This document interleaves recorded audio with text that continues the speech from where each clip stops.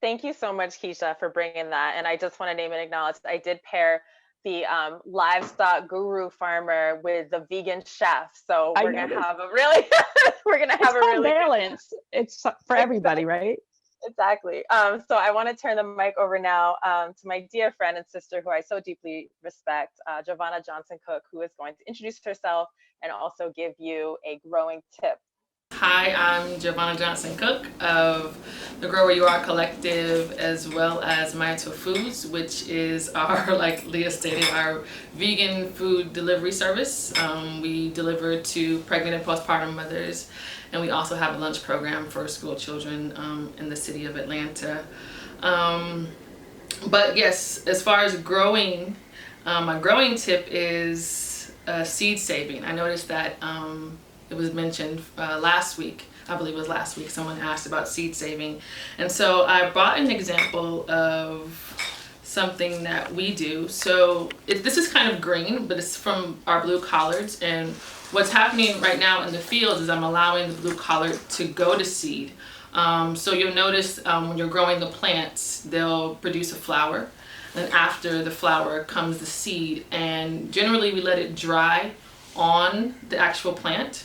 And once it dries, it actually looks like this, if you guys can kind of see it. And inside of these pods, when they dry, are the actual seeds. And I know you guys probably won't be able to see that so much, but I'll try.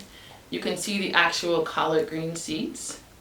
And then, so what we do after we get them off of the plant and out of the pods is, if they're not already dried out, I would put them in a basket sort of like this and allow them to sit in the sun. Of course, sifting the plant material out, allow them to sit in the sun and dry. And then we would sort them, or like sift them through like a sieve. And then I put them in mason jars, because we do like to save and collect all of our seeds, because seeds are history, the information, it's how we pass on stories. It's how, for me, I have a connection with it. Like if I have something that I really love that's really, really yummy, or that my children happen to eat a piece of fruit and they love that fruit, we keep those and we put them in these jars. And what I do is I label them like what the actual plant is, where we got it from, the date. And sometimes I'll put like how you actually sow them.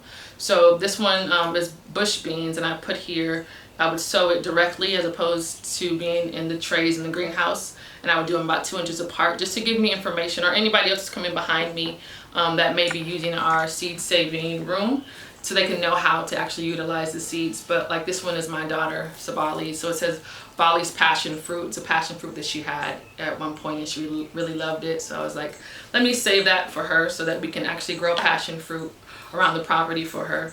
And so, yeah, that's my tip as far as gardening is saving the seed by allowing it to go to seed, or if you happen to have, again, something that you tasted and it was really yummy, like piece of fruit or like a pepper or something, to take those seeds, wash them really good, allow them to dry, and then put them in jars. And I use the amber mason jars because it protects the seeds from like direct light in the seed room, so that the seeds stay like in a dark and cool place for preservation. So that's my tip. Hope it can be helpful.